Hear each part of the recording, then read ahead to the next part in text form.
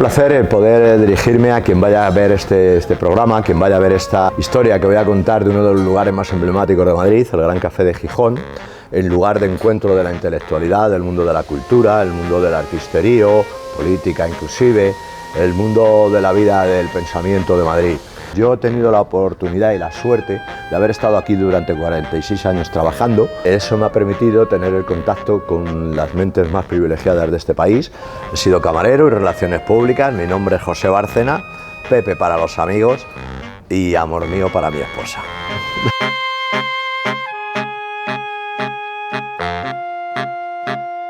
La historia del café comienza en el año 1888 con Gumersindo García, que fue un indiano, estos que fueron a América, estuvo en Venezuela y Cuba, allí hizo fortuna, vino a Madrid, ya tenía añitos, y entonces él dijo, pues se encontró en Madrid que estaba lleno de cafés, aquellos cafés, y eran de mucho auge, tenían esa ya la historia muy dilatada de las tertulias de los intelectuales, las tertulias de toda la gente del mundo del artisterío.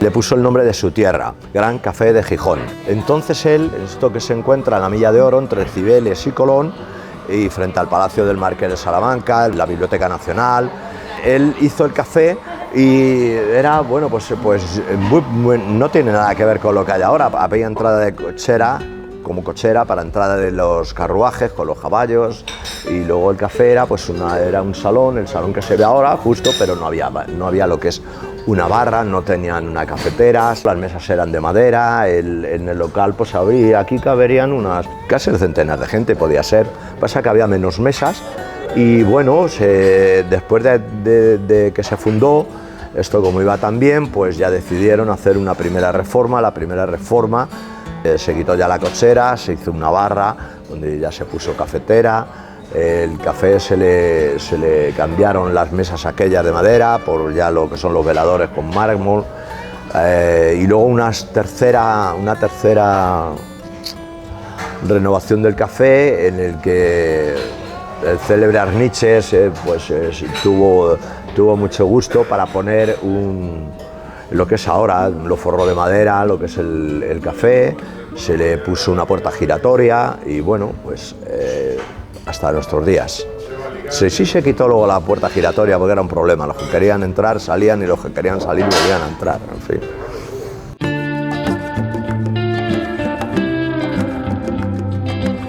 El café enseguida tuvo una clientela muy notoria del mundo de los aristócratas. Luego empezó a venir gente intelectual. Por aquí vivía Pío Baroja, entonces vivía ahí al lado del Retiro, venía por aquí, pasaron Benito Pérez Galdós, de la generación del 98 yo creo que casi todos. Entonces eso hizo que vinieran de otros cafés, gente del mundo de la cultura, para encontrarse con ellos y tal, y se fundaron aquí varias tertulias que han sido muy notorias. Generación del 27 ya sí se afincó mucho, venía García Lorca venía con Salvador Dalí, y es curioso porque Salvador Dalí todos sabemos cómo era. Entonces él le decía a Federico García Lorca, oye Federico, ¿me ayudas a cazar moscas? Entonces Federico, oye, pero qué cosas me dices, ¿cómo voy a hacer yo esto? Y él pues le ayudaba, y cuando cogía la mosca se la daba al pintor, se la daba a Dalí, todavía sin bigotes. Entonces él espachurraba la mosca en un blog de dibujo, y luego ahí hacía un dibujo onírico que se lo pedía cuando lo veía García Lorca, oye, ¿me lo das? No, me va a valer de bocetos. El café consta de tres lugares, que son lo que es la barra, lo que es el salón, donde está toda la historia dilatada del café, porque es donde se juntaban las tertulias, y luego la terraza. En la parte de abajo, cuando yo vine, estaba el mundo del teatro, y aquí arriba, lo que es en este salón, estaba el mundo del cine. Dirán, bueno, pues eso es semejante. Pues no, el teatro es el teatro y el cine es el cine. Los mecenas del cine estaban aquí arriba, los mecenas del teatro estaban abajo, los directores de un sitio y de otro estaban. Entonces era el lugar, la oficina de empleo, porque el mundo del espectáculo, el actor o cualquiera que se dedique al mundo ese, pues sean guionistas, sean de atrezos, sean de lo que sea, el problema es cuando termina la obra se quedan en blanco de trabajo, entonces tienen que buscar nuevo. un nuevo trabajo. Entonces aquí, si alguien se dedicaba al mundo el mundo del espectáculo, decían, oye, pásate por el Gijón porque ahí es donde vas a conseguir sin ningún problema el tener contactos, inclusive ya cuando empieces a moverte y tal, allí es donde se dejan los avisos. Aquí ha habido siempre, yo he hecho de cartero de infinidad de actores y de escritores. En fin, Arturo Pérez Reverte, cuando se iba a hacer a los frentes bélicos, venía y toma las cartas, Arturo, toma. En fin, quiero decir que era un sitio muy especial en donde el mundo del artisterío y el mundo de la intelectualidad se daba cita.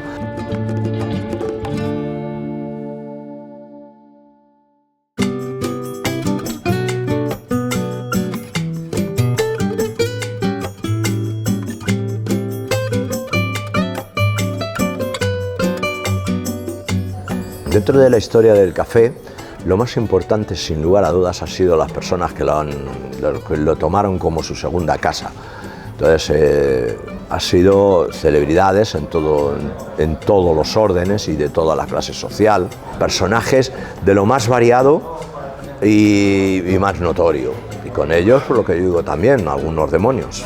En fin, la noche era muy onírica, muy de ensueño, porque se juntaba, aparte de la intelectualidad, se juntaba el mundo de los bohemios, venían, como era el mundo del espectáculo, venían los modistas, traían a las modelos con unos trajes preciosos, entonces se creaba aquí un ambiente de ver a las mujeres bellas con esos trajes tan especiales, y todo eso en un conjunto era fantástico, formidable, muy onírico.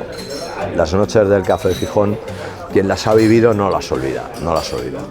El día era también pero bueno, era otra cosa. Quiero decir, era más espectacular la noche. La noche de Madrid es la noche de Madrid.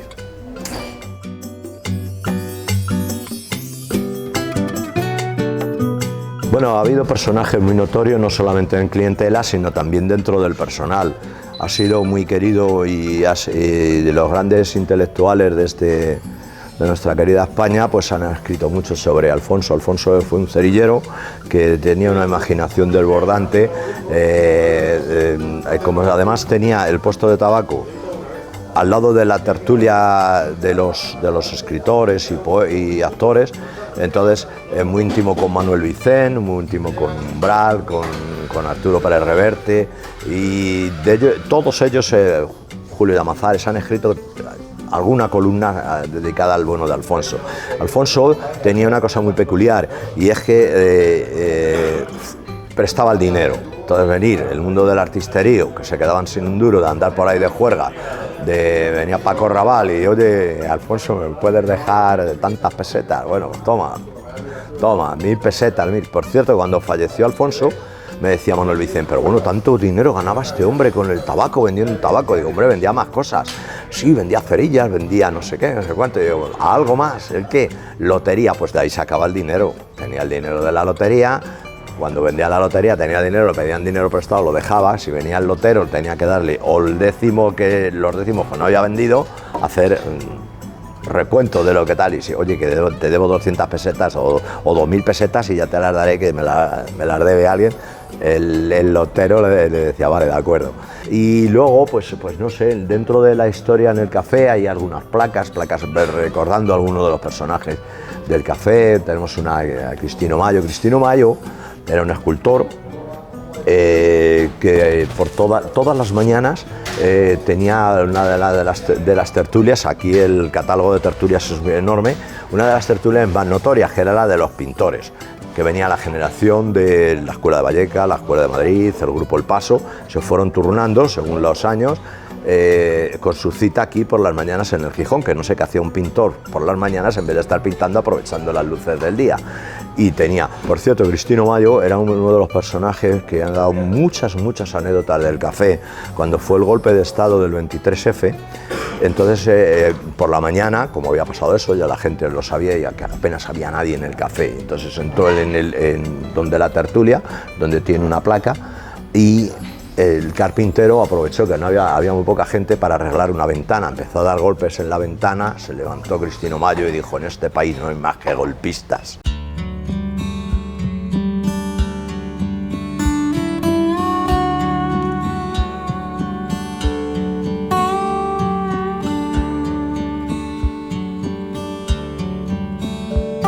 Las tertulias del Café Gijón ha habido varias muy notorias, muy notorias.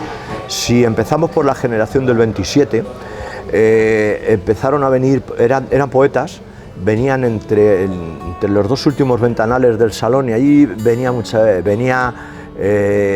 no solamente españoles, sino un tal Pablo Neruda, etcétera, y ahí se creó un ambiente muy especial que ha sido de poso de la historia del café, sin lugar a dudas, es esa tertulia. El 98 vinieron gente, del 14, del 27, luego la generación perdida, ya después de la guerra y todo aquello. Y salió el primer movimiento literario de ellos, se llamaron Nueva Juventud Creadora, crearon una revista que sacaron 2 números, nada más. Uno creo que ni siquiera llegó a publicarse.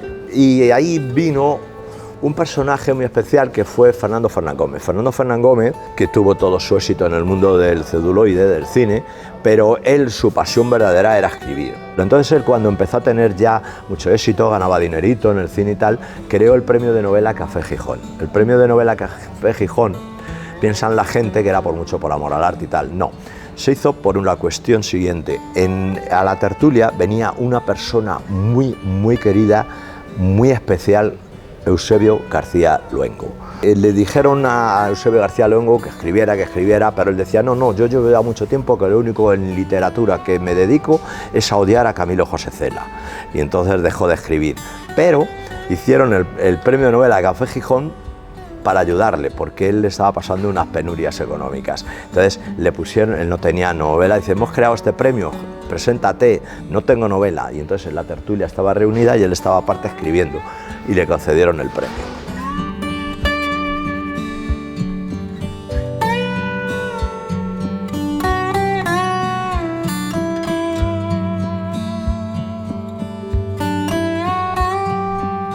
La tertulia de los poetas del Café Gijón, llamada así, tertulia de los poetas, en donde venían los consagrados que estaban en Madrid, los poetas ya que tenían con reconocimiento y unos valores, y entonces los jóvenes, todos los que empezaban y que andaban con vanguardias, estamos hablando del siglo XX primero, o sea, del XX o así, entonces les llamaban a los poetas del Gijón los peotas del Gijón. Y todos ellos lo que intentaban es también tener éxito para venir a las tertulias con los peotas, para pasar a ser peotas en vez de poetas. Hay una placa, la tertulia de los poetas, hay otra tertulia que es contra esto y aquello. Quienes mantienen la tradición del café vienen todos los lunes por la noche y hacen una velada poética, se habla de la literatura, lo que es el mundo del literario lo mantienen.